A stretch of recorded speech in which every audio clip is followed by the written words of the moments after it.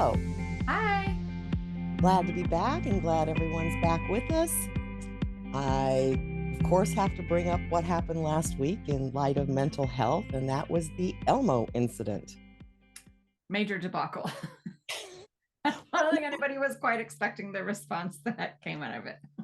Yeah. I mean, it really did catch my attention that there are that many people that spoke up about how unhappy they are. Or basically, for anyone who doesn't know, he posted on you know what I mean. The his character, his yeah. character posted on X saying, Elmo is just checking in. How is everybody doing? And boom, not that well, evidently. I looked it up this morning and that post got 209 million views, which Wow. that's a lot, and over 20,000 comments on it. And the comments ranged anywhere from politics, people getting political about the question, to people just really in a dire state, to the point where even like the National Suicide Hotline chimed in, like, if you need us, we're here. It was pretty bleak. Wow. Yeah. Very eye-opening. It's so funny because I've had this conversation. We touched on it a little bit even last time when we were talking about the scare with AI, but it, and I think I used the word polycrisis, where I think it helps if we understand. Now, let me start with, I know there are people suffering. I'm not saying that at all, but I'm saying this general swath of dread and overwhelm and anxiety does come, and it's happened in the past, from this polycrisis where there's too many things happening that seem like the end, like we're humanity has gone too far, right? And this is the end. And so because it has happened so many times in the past, there are a couple of phrases for it. One is extinction panic, Mm. one is apocalyptic crisis. And so I don't think anyone's cognitively thinking that. I think they are thinking, what's the world come to? Everything's terrible. It's going down the tube. You know what I mean? Like there's just Yeah. general, which really is part of that extinction panic, because deep down we're afraid this is it, that Yeah. humanity has just gone too far or is just hopeless, or all of those things, and that sets this blanket of the potential for depression or Doom. doom and Yeah. gloom. Yeah. And it's also winter, which is the Yeah. worst time for most humans. There's I think it is up to 20% of the population doesn't seem to mind the dark skies and the awful weather. But, Most of us don't like it. as you just mentioned, after like 5 straight days of rain, and we're in Southern California, we're all getting gloomy. And so you can imagine in the Northeast or the Midwest, where Oh, it's yeah. severe. So when you combine all of that, of course, you have to work a little harder not to get down. I mean, it takes a conscious effort.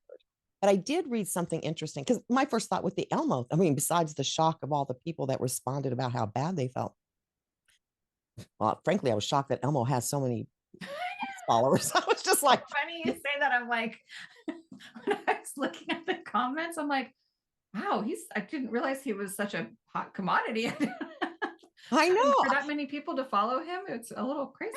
Yeah. Well, it turns out I did read about this, because I'm like, what the heck? I mean, obviously it's adults, it's not kids following. So I did check, and it several psychologists said that part of it is when we're in periods, especially periods of time like this, where there's kind of we're in the middle of a mental health crisis too, but we find comfort in children's programming. Like things are very clear cut, it's very simple to follow. And so when Elmo posted that, how are you doing? It really allowed people to feel like it was a safe space to share Mm. how they were feeling, or maybe they haven't been sharing it with anybody else. But now you're talking about, a children's character. And if you're in that mode, and I have to say, I do that. I mean, I watch a lot, not maybe not children's, but I certainly do watch young adult programs, right?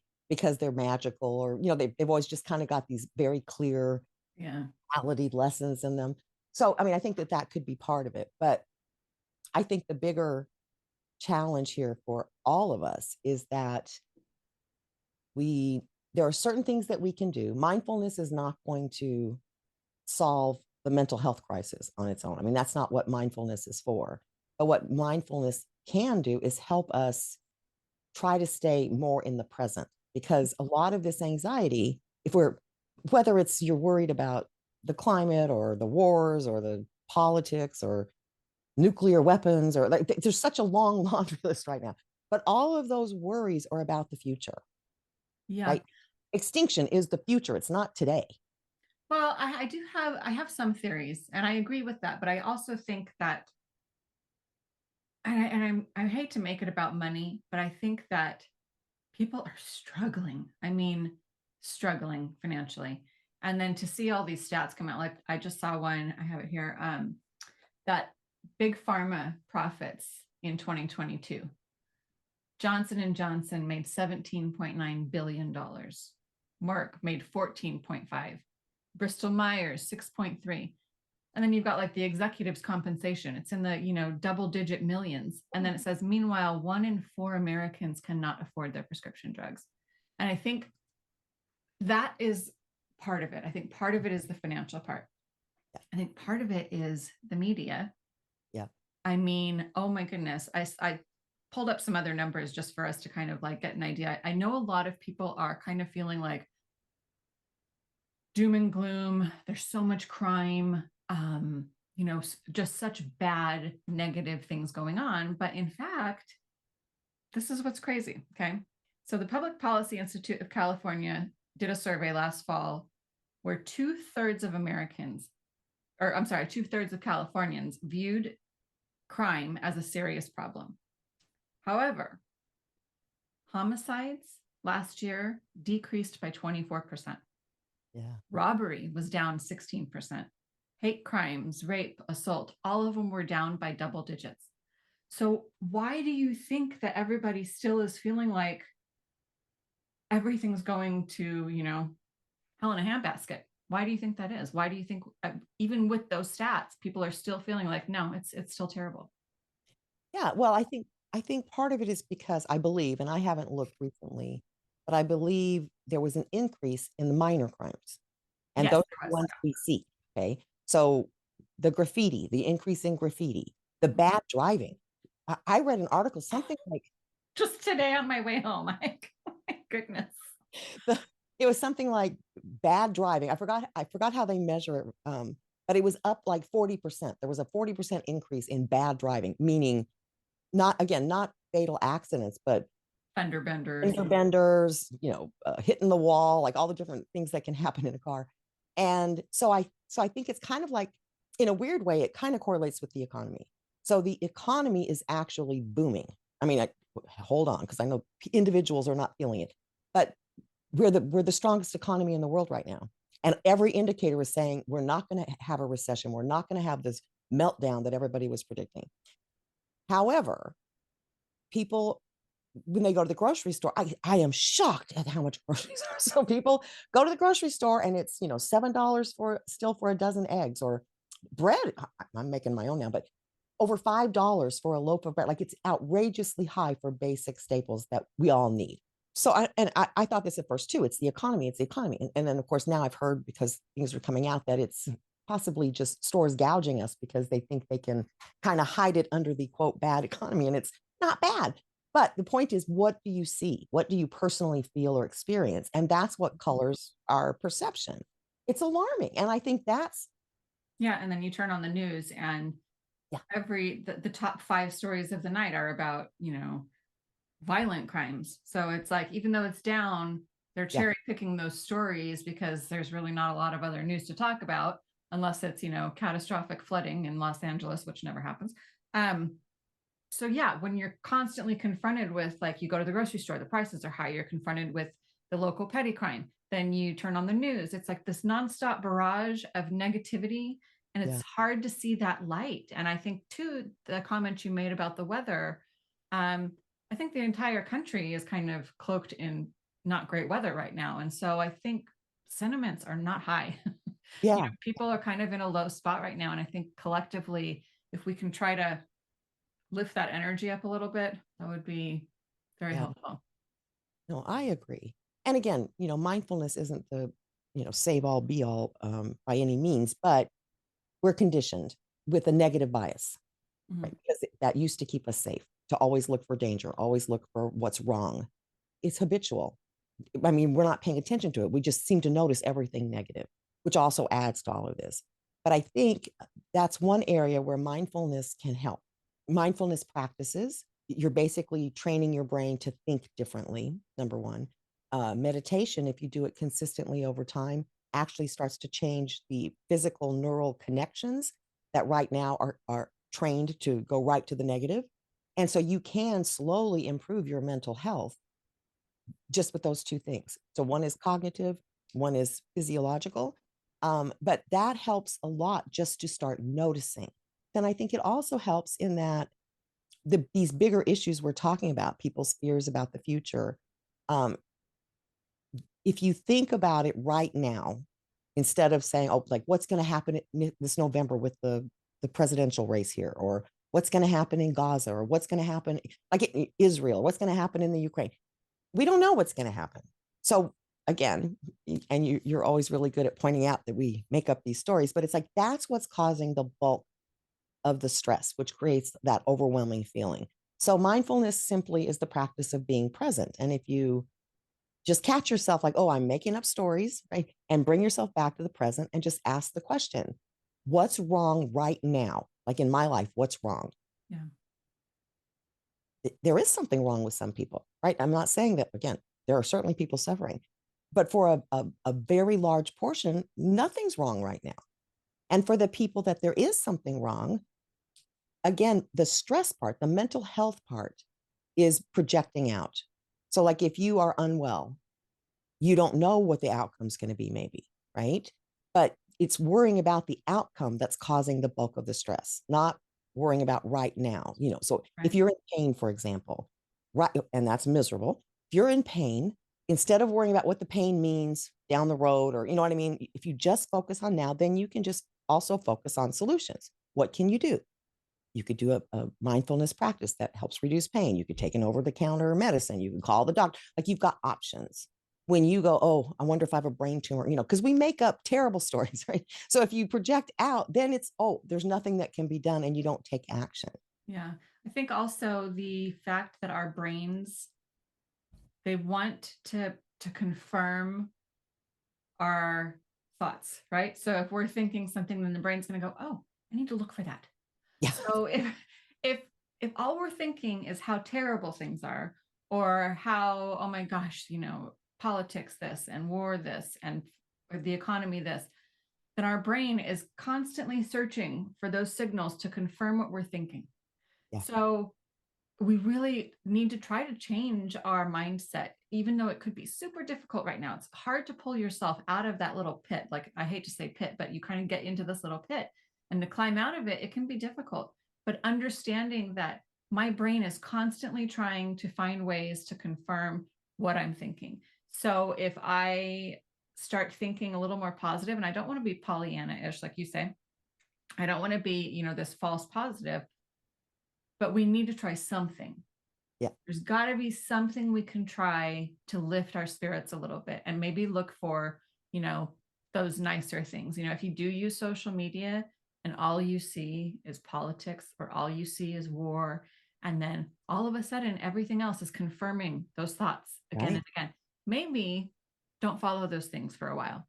Maybe switch to videos of babies, videos of puppies. Switch to something that's going to shift your mind, shift your mood, and it should help, hopefully, get you out of that little dip that we're all seeming to be in. Yeah. And I so agree with you. It's a vicious loop. Because Mhm. I can tell you when I was trying to understand what does extinction panic mean, I was looking it up. Like that sounds scary. I came across a laundry list of all the problems like that we're facing, and most of them I'm pretty aware. I mean, I'm not diving deep into most of them because I can't do anything about them, right now. Um, but I came across a couple, and I can't remember everything I came across, but one of them said we're facing a population collapse, and I was like, a population collapse. Now I had not heard That's anything. terrifying. So I was like, stop reading, like stop researching. Because again, now that's in my head. So I'm going to be looking for any evidence. Is that true? Right. Mhm. Whether it's true or not doesn't matter. whatever it is. And again, I didn't do any further research because of exactly what you just said. So you can already have the thought and then get confirmation, or you can find something and then your brain goes down that your rabbit hole. What is this true? What's happening? Well, what do we need to do? It's the end of the world. So either way, you're in that spiral.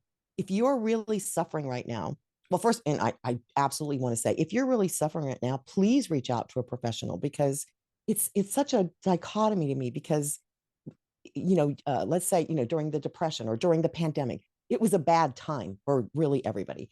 Now it's great for some people, it's terrible for, like, we're all over the board again. And so if you're feeling uh hopeless or in despair, or so overwhelmed you really can't figure out how to get out of the spot you're in, then by all means call a professional. But if you're, you know what I mean? Like, there's just nothing to look forward to, but it's not as serious, you can definitely improve your state of being, your mood, your outlook, by really practicing things like, there's so many mindfulness practices for this, but whether it's a gratitude practice, whether it's a meditation practice, a moving like yoga, or Mhm. something where you're connecting mind and body. And I don't think that it's hard to do. I think it's hard to believe for people. It's hard for them to believe that doing that would make them feel better. Yeah, no, I agree. Yeah. And I really struggle a lot with the weather. Like I don't know what it is. I know there is a disorder about seasonal affective disorder, but I can't handle it. I cannot handle not having sun. I don't know why. It just brings me joy to see the sun and to see blue sky. And if I don't see it, I am miserable. Like today was the first day I saw sun in the last 5 to 6 days.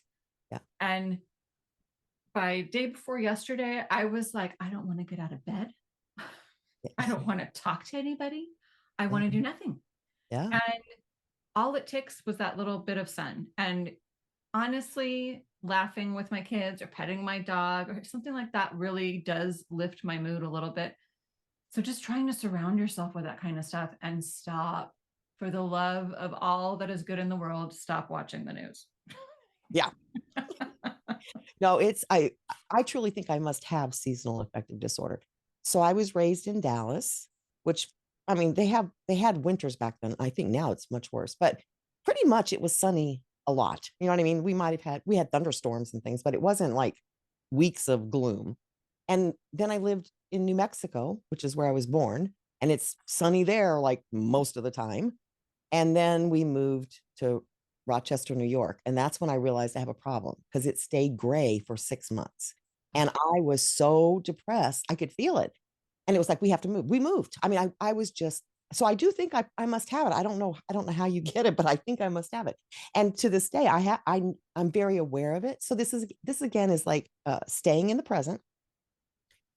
I know, and I have to remind myself, and this is true for anything that you're suffering with right now, including things that are a lot more serious than feeling gloomy about the weather, but it's that it will pass, Mhm. right? So it's a matter of, what can you do to feel better until it passes? Yeah. And so in my case, my electric bill shows it, but when it's like it was dark for days and days up here too, then there are lights on where they do not need to be on in my house. It's like, I want to make it as bright as possible so that I can stay productive, because otherwise I'll do the same thing. I'm just going to go to bed. Like, it's just too depressing.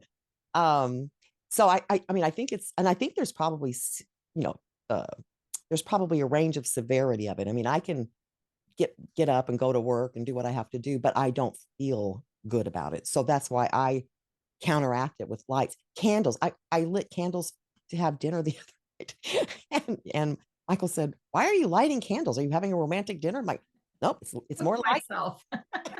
for me. It's my light. I don't care, because then it makes me feel better." So again, sometimes it's simple solutions, but you have to be mindful about it. You have to be aware. Oh, I am starting to slide, and Mhm. probably the weather. And what can I do? Like, what can I do to counteract it? Yeah, and I don't think that it's the most positive aspect of it, but trying to find the little things that are positive in whatever the situation is. So for example, the whole Elmo check-in, Yeah. okay? While it doesn't make it easier for anybody by any means, just the fact that collectively so many people are going through it should help. Well, I don't want to say should, could help people feel a little bit better that I'm not alone in this. And I know that doesn't exactly make it better, but at least you don't feel, trapped in this little bubble of it's just me. I think everybody is kind of going through stuff right now. And there's some people that are not, and, kudos to them. Most of us are. And most of us are, struggling a little bit financially. Most of us are struggling with weather. Most of us are struggling when it comes to healthcare and things like that. So we're not alone. Right. For me, unfortunately, my bigger frustration is not necessarily that I could be struggling financially. It's more that, and this is probably because of what we do for a living, but I'm so frustrated with the haves and the have nots. Mhm. I'm so frustrated with how politics and corporations and all of these are just forgetting about the rest of us. And I've recently really started to feel like all of us are making the country run for this small group of people, and all of us are the ones that's suffering, and the small group of people is not. And I think I have to kind of take a step back and go, okay, I need to reframe it, because that's not going to change. I can't change anything about that Right. wonderful person. So if it's nothing that I can directly have an effect on, I need to let it go. I can't let it control my thoughts and control my mood and how irritated I am. And so that's when I have to turn the news off, put the phone away for the news, and just focus on something different, because otherwise I get down into that spiral of just complete, almost rage at, what's going on in the country. So it's difficult. It's always been unjust, Mhm. whether it's the justice system, whether it's anything to do with the economy. It's always been the haves and have nots, right? It's just that now it's more extreme, number one. And number two, now you see it all the time because of social media and streaming. Like, so it used to be, you didn't hear that much about it in a 30-minute national newscast, Yeah. right? And that's all there was for news. And then there was one at 10 and everybody was already in bed or whatever. So you just didn't hear it. And now you're pummeled with it all day, right? So there's so many examples. Now we experience it and we know what it's called. So it's like, oh, this is capitalism, or you know what I mean? Like, so you become cynical. But to your point that there's nothing you can do, I think there's little things that we can do. Um, I know that money is what matters to those in power. So I do, like, I won't shop at certain places if I know something that I think they're doing that's unjust or unfair, or whatever the case may be. I try to be very conscious of when I'm buying things, or when I'm using something, or when I buy something and I don't want it anymore. Like, I try to think in terms of, do my little part. Yeah. Don't end up in a garbage dump. Don't do something that's going to cause people in a third world to suffer. But that's when I know. And a lot of times we don't even know. We don't know where our stuff comes from. We don't know what's in it. We don't know who suffered for it. So that's when I go, okay, all I can do is my little part of what I'm aware of. You know what I mean? So it's little things. Is it going to change the world? No. But, if someday, my hope is, as humans, we figure out that there are lots more of us than there are of them. And if we would just stop buying their stuff, Mhm. it would stop. Yeah, I got news for you guys. If we stopped paying a fortune for all of the stuff that we're paying for, Yeah. they're gonna have to lower the price. I mean, that's what happens with gas when it goes too high here. Then people really stop driving. I mean, some people can't help it, of course, but a lot of people cut way back, and all of a sudden their profits aren't as good, even though they're gouging us with the price. And all of a sudden, they never say that's why, but it's always after people start saying, "Stop driving your car, stop buying gas." It's 2 days later. It's like they've come up with a new blend, and now they're going to lower their. It's It's every single time. magic. I think but we don't realize our power, Yeah. because we get beat down, and so. Well, uh, and we get lazy. I mean, to be honest, we get lazy. Things come easy, like not for everybody, but I'm talking about like Amazon, for example. yeah, We get so used to it where we're like, at the snap of a finger, we can have whatever we want, yeah, and we forget that we don't really need that yeah. fast. Same thing. Well, and I would bet that there's an increase in that, again, because there's so many people that are depressed, right? Mm. That is an easy, quick fix. Is, oh, I'll just go online and buy myself something, even something small. And of course, it doesn't matter what the thing is. You're seeking the dopamine, when you buy yourself something, it feels really good, at least till you get it and look at it and go, why did I buy this? But you know what I mean? It's you're looking for mental health relief or mental crisis relief. So mindfulness is free. Meditation is free. Maybe try that first and see if you can curb the urge to try to fix it through that. And then you're helping the climate, you're helping yourself. There's multiple benefits to it. I think what I would say though, back to the issue, the Elmo issue. I can't believe that Elmo's going to probably be in the history books for this, but um, is we can use mindfulness if we're feeling dread or sadness or misery, or again, I think there's different levels of hopelessness. Like I've never had extinction panic, but I have certainly had, and I've shared it with you, where I'm like, I'm concerned about humanity. Like, what are we doing? That's right on the edge of exactly what's happening with a lot of people. So we want to bring ourselves back to the present so that we're not just spinning out of control into the extinction of humanity. We want to stay focused on today and what we're doing and how many people we touch a day. Are we contributing, to our community or our home or, whatever it is in your life, but bring it back to the present. If you are suffering, okay, so if I say, is there anything wrong with you right in this moment? And your answer is yes, in this moment, then again, the breathing, the calming down, all of that helps you think more clearly. It'll help you make better decisions. Stay in this present moment. Figure out, is there anything that you can do? If not, then maybe that's a time to reach out to a friend or a loved one or, someone you trust. And if it's really severe, then, call a professional therapist or a counselor just to help you get re-regulated so that you can take the best care of you possible. I mean, I think that's what's really important. Yeah, I'll put some links in the comment section for some phone numbers and some websites for you if you don't really know where to turn. There's a lot of free resources for you. So don't feel like you can't do it because you can't afford it. There's a lot of free help out there. Absolutely. Another aspect of mindfulness is acceptance. And so when I say acceptance, I don't mean accept that you feel miserable, right? Because usually we can do something, like even like you just said a little while ago, even if it's a little thing to start kind of inching out of that. We can accept that everything passes. If you're going through a divorce, as bad as you feel, it will pass. If it's, you know, politics, whatever's going to happen will happen and it will pass.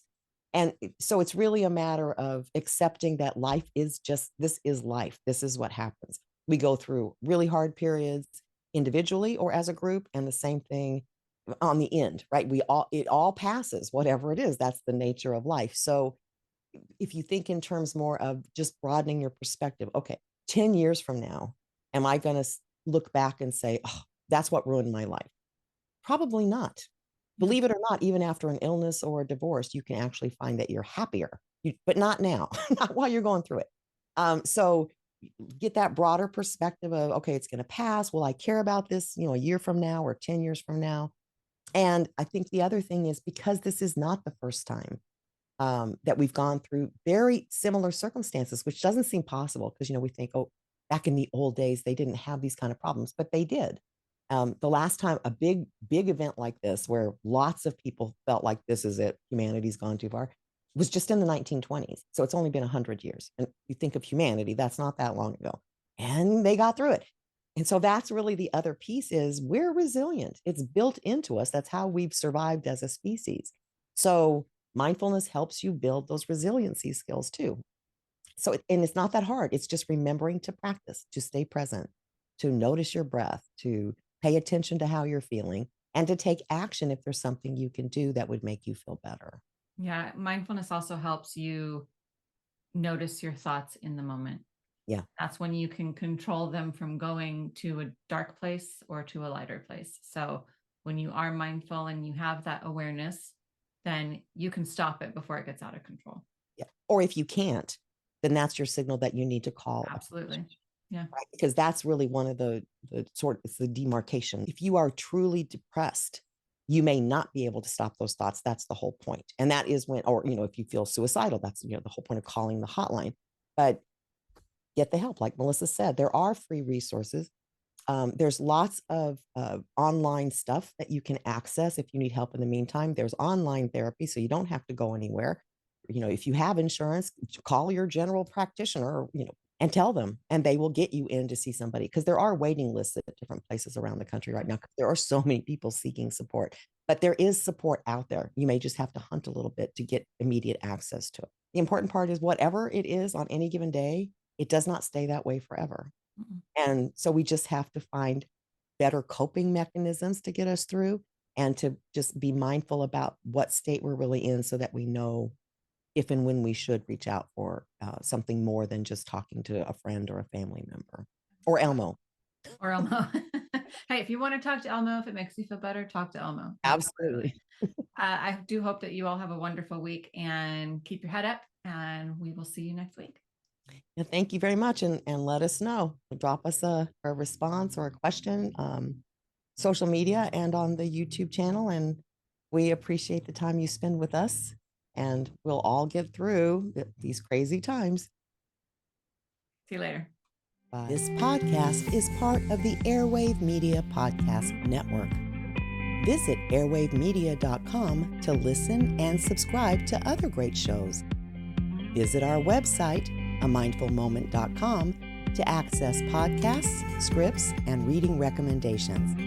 A Mindful Moment is hosted by Teresa McKee and Melissa Sims. This podcast is produced by Work to Live Productions. Thank you for tuning in.